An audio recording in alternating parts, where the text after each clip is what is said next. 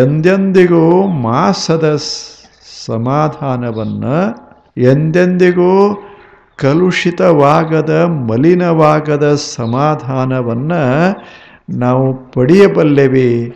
ಯಾವಾಗಂದ್ರೆ ಒಂದು 3-4 ಸಂಗತಿ ಹೇಳ್ತಾನೆ. 3-4 ಶ್ರದ್ಧಾವಾನ್ ಒಂದನೇದ್ದು, ಜ್ಞಾನಂ ಲಭತೆ 2, ತತ್ಪರಃ 3, ತತ್ಪರಃ 3, ಸಂಯತೇಂದ್ರಿಯ 4. ನಮಗೆ ಶಾಂತಿ ದೊರೆಯಬೇಕಾದರೆ ಈ 4 ಸಂಗತಿಗಳು ಬೇಕು. ನಾವು ಅವುಗಳನ್ನು ಪಡೆಯಬೇಕಾಗ್ತದೆ. 4 ಸಂಗತಿಗಳು. ಈಗ ಒಂದು ಸುಂದರ ಕುಟುಂಬ ಕಟ್ಟಬೇಕಾದ್ರೆ ಅಲ್ಲಿಯೂ ಬೇಕಾಗೋದಲ್ಲ, ಒಂದು 4 ಸಂಗತಿಗಳು ಬೇಕಾಗ್ತವೆ. ಮನೆ ಅಂದ ಬಳಕೆ ಏನೇನಿರಬೇಕು? ಒಂದು ಅಡಿಗೆ ಮನೆ ಇರಬೇಕು. ಇಲ್ಲೇನು ಅಡಿಗೆ ಮನೆಯೇ ಇಲ್ಲ, ಆ ಮನೆ ಅಲ್ಲ. ಎರಡನೇದ್ದು ಒಂದೀಟು ಬೆಡ್ರೂಮ್, ಮಲಗೋ ಕೋಣೆ ಇರಬೇಕು. ಹೌದಲ್ಲ ಹೇಳಿ? ಮಲಗೋಕ್ಕೆ ಜಾಗನೇ ಇಲ್ಲ, ಬರೀ ಅಡಿಗೆ ಮನೆಯೇ ಅದ, ಅದಕ್ಕೆ ಮನೆ ಅಂತಾರೆ ಹೇಳಿ? ಅದೊಂದಿಷ್ಟಿರ್ಬೇಕು. ಮೂರನೇದ್ದು ಸ್ವಲ್ಪ ಜನ ಬಂದು ಕೂತು ಸಂತೋಷ ಪಡಕ್ಕೆ ಒಂದಿಷ್ಟು ಹೊರಗಿರ್ಬೇಕು. ನಾಲ್ಕನೇದ್ದು ಮನೆ ಸುತ್ತಮುತ್ತ ಒಂದು 4 ಗಿಡ ಇರ್ಬೇಕು. ಆವಾಗ ಒಂದು ಮನೆ ಪೂರ್ಣ ಮನೆ. 4 ಸಂಗತಿಗಳಿವೆ. ಉಣ್ಣಾಕಬೇಕು, ಮಲಗಾಕಬೇಕು, ಸಂತೋಷ ಪಡಾಕಬೇಕು, ಹೊರಗೆ ಒಂದಿಷ್ಟು ಸೌಂದರ್ಯ ಬೇಕು. ಬೇಡ ಬರೀ ಸುತ್ತಮುತ್ತ ಮನೆ ಸುತ್ತ ತಿಪ್ಪಿಗಳನ್ನು ಹರುಕೊಂಡು ಒಳಗೆ ಕೂತ್ರೆ ಯಾಂಥ ಮನೆ ಆದರೆ ಏನಾಯಿತು? ಸಂತೋಷ ಆಗ್ತದೇನು? ಮನೆ ಏನು? ಮನೆ ಅಂದ ಬಳಿಕ ಹೊರಗೊಂದು 4 ಗಿಡ ಚಂದ ಇರಬೇಕು. ಲಕ್ಷಣ ಅಂತಾರೆ, ಲಕ್ಷಣ ಇರಬೇಕು.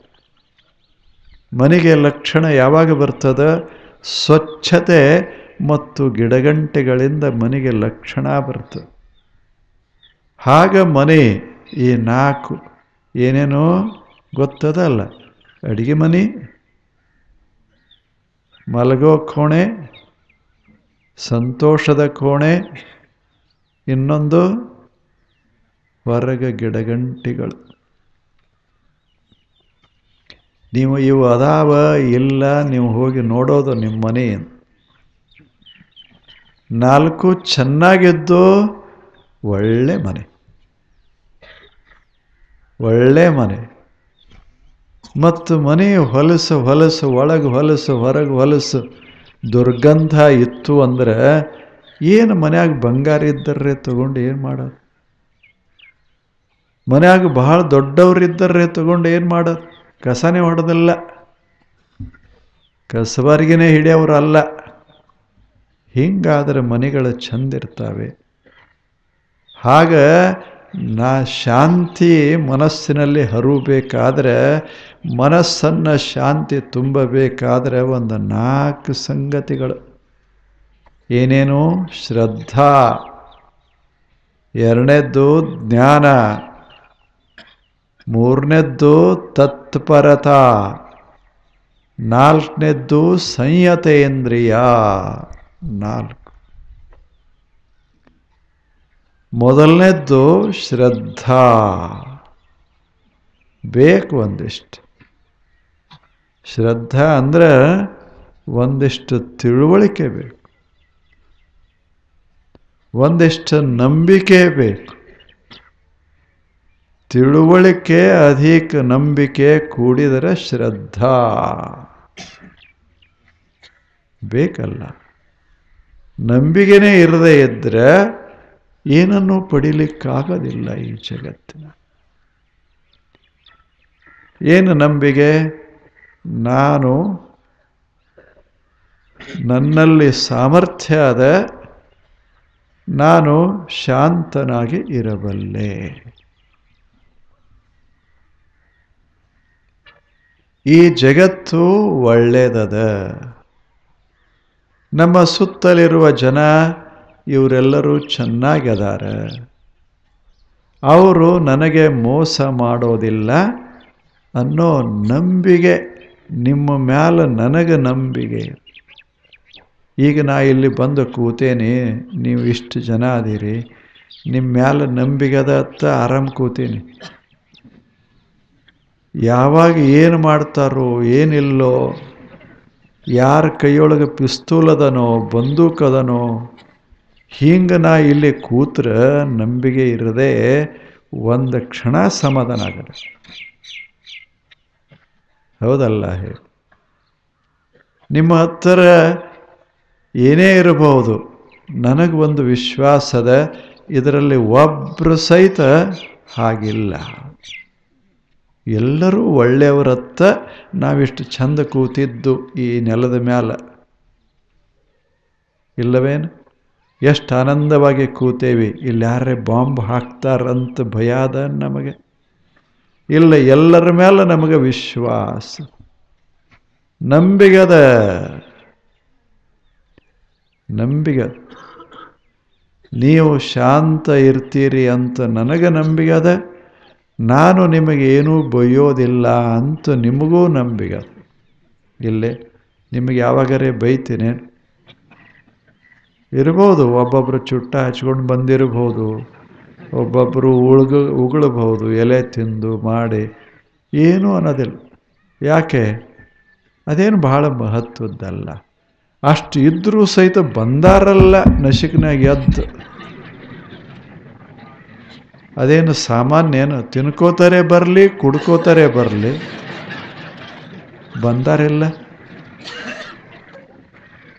ಅಕಸ್ಮಾತ್ ಇಲ್ಲಿದೆ ಯಾವುದರೆ ಸಾಮಾನು ಒಯ್ಯಾಕರೆ ಬಂದಿರ್ಬೇಕಂತ ಇಟ್ಕೋರು, ಆದರೂ ಬಂದಾರಲ್ಲ. ನಾವು ಅದನ್ನು ಗಮನಿಸಬೇಕು. ಪಾಪ ಇಷ್ಟು ನಶಿಕನಾಗ 8 ಕೇಳೋ ಮನುಷ್ಯ ನಶಿಕನಾಗಿ ಎದ್ದು ಸ್ನಾನ ಮಾಡಲಿ ಬಿಡಲಿ ಬಂದಾನಲ್ಲ. ಇದನ್ನು ನಾವು ಗಮನಿಸಿ. ಪ್ರತಿಯೊಂದರಲ್ಲಿ ಒಂದಿಷ್ಟು ಛಲೋ ಛಲೋ ಛಲೋ ಇದ್ದೇ ಇರ್ತದೆ. ಆ ಛಲೋದ ಅದ ಅಂತ ನಾವು ನಂಬಬೇಕು. ಅದನ್ನು ನಂಬಿಕೊಳ್ಳೋದು ಅಷ್ಟೇ ಅಲ್ಲ. ಅಲ್ಲಿ ಹೇಳೋದು, ಒಬ್ಬ ಗುರುವಿನ ಹತ್ತಿರ ಹೋಗು, ಅಲ್ಲಿ ನಿನಗೆ ಜ್ಞಾನ ಸಿಗ್ತದೆ. ಗುರುವಿನ ಹತ್ತಿರ ಜ್ಞಾನ ಸಿಗ್ತದ ಅಂತ ನಂಬು. ಗುರುಗಳಲ್ಲಿ ನಂಬಿಕೆ ಇಡು, ನಿನ್ನ ಜೀವನ ಕೆಡಿಸೋದಿಲ್ಲ. ಅವ್ರ ಮಾತು ಒಂದಿಷ್ಟು ಕೇಳು. ನಿನ್ನೊಳಗೂ ನಂಬಿಕೆ ಇಟ್ಟುಕೋ. ನೀನೇನು ಸಾಮಾನ್ಯ ಅಲ್ಲ. ನೀನು ಮನಸ್ಸ ಮಾಡಿದರೆ ನೀನು ಬೆಳೆಯಬಲ್ಲಿ, ನೀನು ಒಬ್ಬ ಶ್ರೇಷ್ಠ ಜ್ಞಾನಿಯಾಗಬಲ್ಲಿ. ಆತ್ಮವಿಶ್ವಾಸ, ಆತ್ಮವಿಶ್ವಾಸ. ನಾನು ಆಗಬಲ್ಲೆ. ಯಾವುದು ಇನ್ನೊಬ್ಬರಿಗೆ ಸಾಧ್ಯ ಅದ, ನನಗೂ ಒಂದಿಷ್ಟು ಸಾಧ್ಯ ಅದ. ನಾನು ಹಳ್ಳಿಯಲ್ಲಿ ಬಾಳಿದರೆ ಏನಾಯಿತು? ಆನಂದವಾಗಿ ಇರಬಲ್ಲೆ, ಆನಂದವಾಗಿ ಇರಬಲ್ಲೆ. ಯಾರು ಹೇಗೆ ಇದ್ರೇನಾಯಿತು? ನಾನು ಸಂತೋಷವಾಗಿರಬಲ್ಲೆ. ಆತ್ಮವಿಶ್ವಾಸ, ಇದು ಆತ್ಮವಿಶ್ವಾಸ. ಹೇಳಿ, ಒಂದು ಘಟನಾ ನಡೀತು ಒಮ್ಮೆ ಹಳಿ ಕಾಲದಾಗ. ಒಂದು ಗಿಡದೊಳಗೆ ಒಂದು ಚಲೋ ಪಕ್ಷಿ, ಅದು ಬಹಳ ಚೆನ್ನಾಗಿತ್ತು, ಹಾಡ್ತಿತ್ತು. ಅದು ಒಂದು ದಿವಸ ಏನಾಯಿತು ಅಂದರೆ, ಆ ಪಕ್ಷಿಯನ್ನು ಹಿಡಿಬೇಕು ಅಂತ ಒಬ್ಬ, ಯಾವಾಗಲೂ ಮನುಷ್ಯಾಗ ಒಂಥರ ಯಾವುದರೆ ಚಲೋ ಇತ್ತಂದ್ರೆ ಅದನ್ನು ತನ್ನ ಮನೆಗೆ ತಂದು ಅದನ್ನು ಜೈಲ್ದಾಗ ಹಾಕೋದು. ಇದು ಅವನ ಸ್ವಭಾವ. ಅದಕ್ಕೊಂದು ಪಿಂಜರ ಮಾಡಿ ಅದನ್ನು ತಂದು ಇದರಾಗ ಇಟ್ಟಾಗ ಸಮಾಧಾನ. ಮಜಾ ಇಲ್ಲ ಇದು. ಇದು ಮನುಷ್ಯನ ಸ್ವಭಾವ. ಆ ಹಕ್ಕಿ ಚಂದ ಹಾಡ್ತಿತ್ತು, ಅದನ್ನು ಹಿಡಿಬೇಕಂತ ತಿಳಿದು ಒಂದು ಬಲಿ ಹಾಕದ. ಬಲಿಯೊಳಗೆ ಅದು ಬಿತ್ತು. ಇವ ಬೆಳಿಗ್ಗೆ ಬಂದ, ಅದು ಹಾಡ್ಕೋತಿತ್ತು. ಮ್ಯಾಲ ಉಳಿದ ಗಿಳಿಗಳು ಕೂತಿದ್ದು ಅಲ್ಲ, ಬೇರೆ ಪಕ್ಷಿಗಳು ಕೂತಿದ್ದು ಅಲ್ಲ. ಅವು ಕೇಳಿದು, ಅಲ್ಲ ಈಗ ನಿನ್ನ ಹಿಡ್ಯಾಕೆ ಬರ್ತಾನವ, ನಿನ್ನ ಒಯ್ತಾನ, ಆದ್ರೆ ನೀ ಹಾಡ್ತೀಯಲ್ಲ ಅಂತ. ಆವಾಗ ಅದು ಹೇಳ್ತು, ನನಗೆ ಭರವಸೆ ಅದ, ನನಗೆ ಆತ್ಮವಿಶ್ವಾಸ ಅದ, ನನ್ನ ಹಾಡ ಕೇಳಿದ್ರೆ ಅವನ ಒಳಗೇನು ಅದ ಅಲ್ಲ, ನನ್ನ ಬಂಧಿಸಬೇಕಂತ ಭಾವನೆ ಹೊರಟು ಹೋಗ್ತದೆ, ಅದರ ವಿಶ್ವಾಸ ನನಗದ. ಅದು ಹಾಡ್ತಿತ್ತು. ಈ ಮಾತು ಕೇಳ್ದ ಅವ ಬರಕತ್ತದವ, ಪಕ್ಷಿಯ ಮಾತು ಕೇಳ್ದ. ಏನು ಅದು ಪಕ್ಷಿ ಏನಂತದ, ನಾನು ಒಳ್ಳೆಯವನಾಗ್ತೀನಿ. ಇವ ಅಂತಾನ, ನಾನು ಒಳ್ಳೆಯವನಾಗ್ತೇನೆ, ನಾನು ಬಂಧಿಸೋದಿಲ್ಲ ಅಂತ ಪಕ್ಷಿ ಅಷ್ಟ ಆತ್ಮವಿಶ್ವಾಸದಿಂದ ಹಾಡಕ್ಕೆ ಶುರು ಮಾಡ್ಯದ.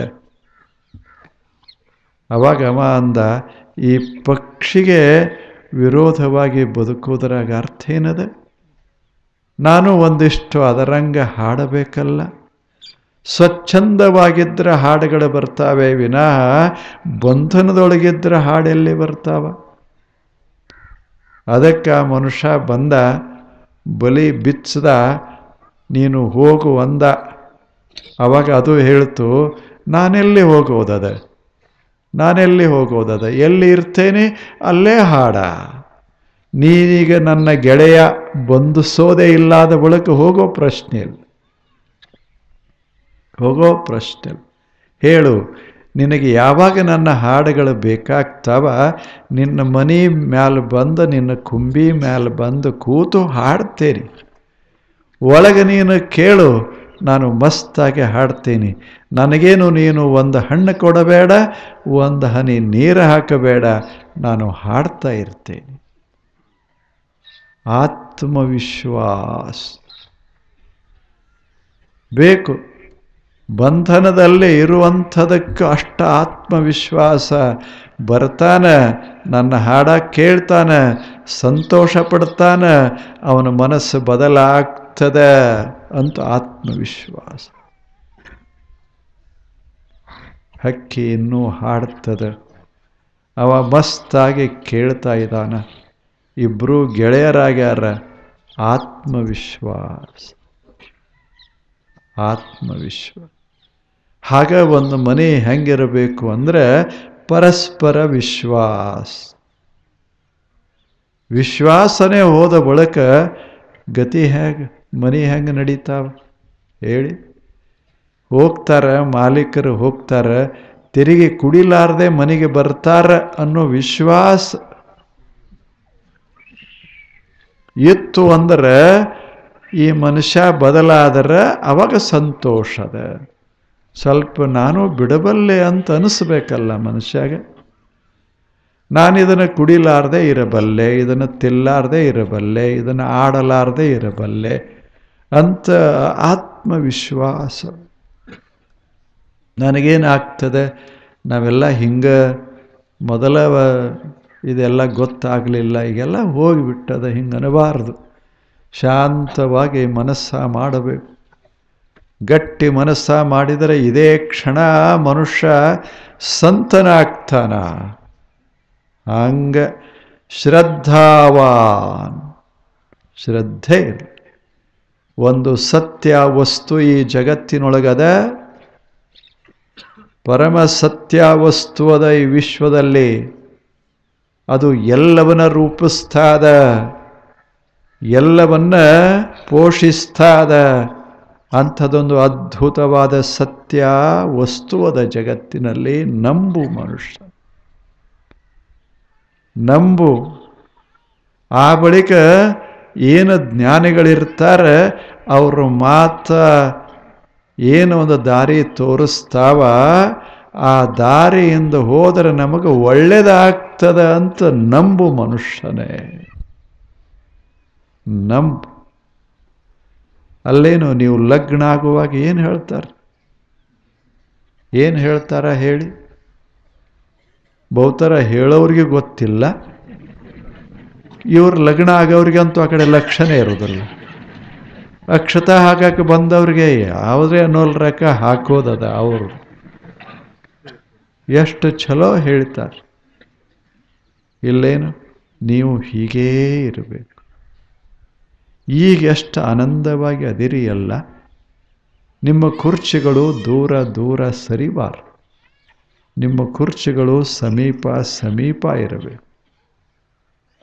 ಇಲ್ಲವೇನು? ನಿಮ್ಮ ಮಧ್ಯದಲ್ಲಿ ಬೇರೆ ಭಾವನೆಗಳು ಬರಬಾರದು. ನಿಮ್ಮ ಮಧ್ಯದಲ್ಲಿ ಸ್ನೇಹ ಇದು ಗಟ್ಟಿಯಾಗಿರು, ಸ್ನೇಹ ಗಟ್ಟಿಯಾಗಿರು.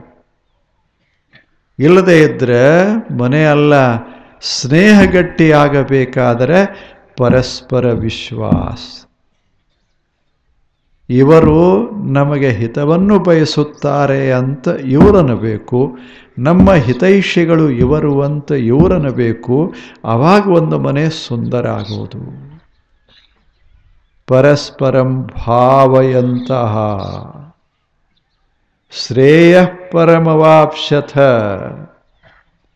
ಪರಸ್ಪರಲ್ಲಿ ಹೀಗೆ ಭಾವನೆ ಇತ್ತು ಅಂದರೆ ಶ್ರೇಯಸ್ಸು ಆಗ್ತದೆ.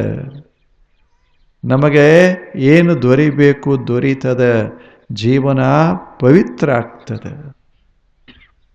ಬೇಕಲ್ಲ? ಇದಕ್ಕೆ ಶ್ರದ್ಧಾ, ಇವರು ಒಳ್ಳೆಯವರು, ನನ್ನ ಹಿತೈಷಿಗಳು ಅಂತ ನಮ್ಮಲ್ಲಿರಬೇಕು.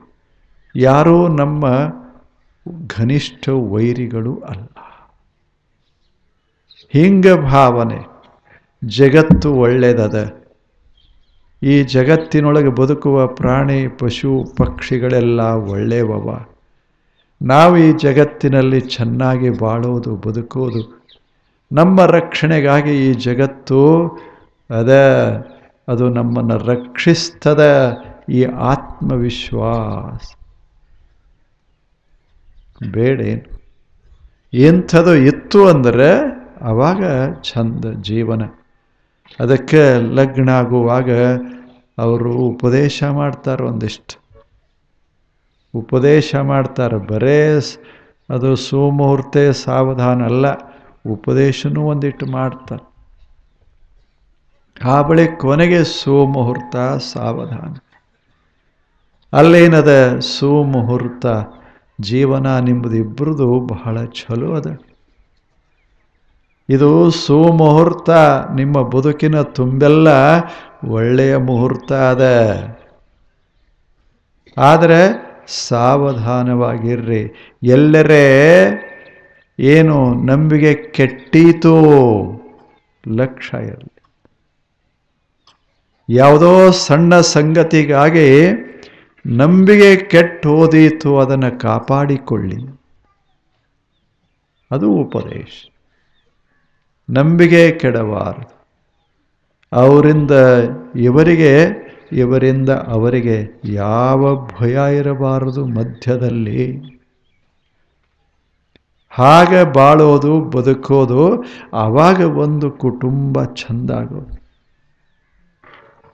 ಅದೇ ರೀತಿ ಎಲ್ಲ ಸಂಘ ಸಂಸ್ಥೆಗಳು ಎಲ್ಲ ಅದಾವಲ್ಲ, ಊರ ಕೇರಿಗಳು ಎಲ್ಲ ಕಡೆ ಏನಿರಬೇಕು ಅಂದರೆ ನಾವು ನಮ್ಮಲ್ಲಿ ಒಳ್ಳೆತನ ಅದ ಅನ್ನೋದನ್ನು ನಂಬಬೇಕು.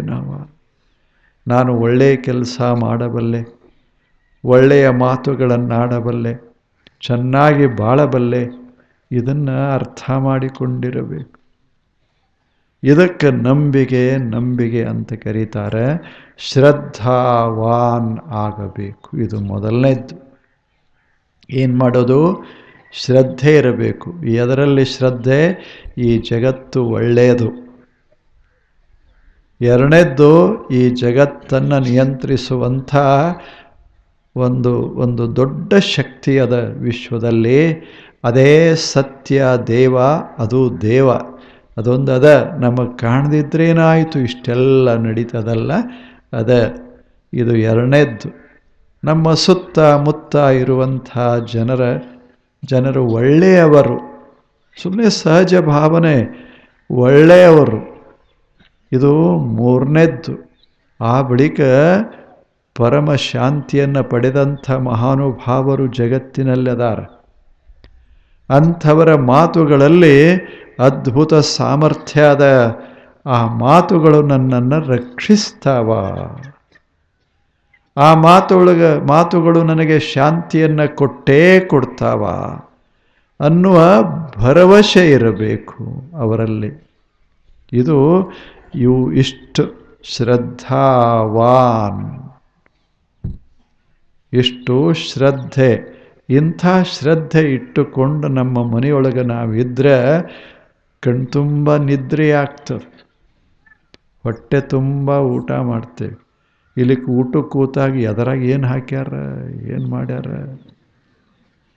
ಇಲ್ಲೇನು ಎದರಾಗ ವಿಷ ಹಾಕ್ಯಾರೋ ಮತ್ತೇನ್ರೆ ಹಾಕ್ಯಾರೋ.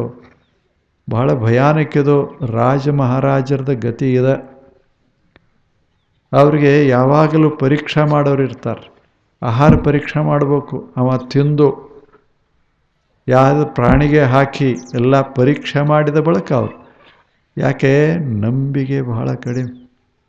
ಹಾಗೆ ನಮ್ಮ ಬದುಕು ಹಾಗಾಗಬಾರದು.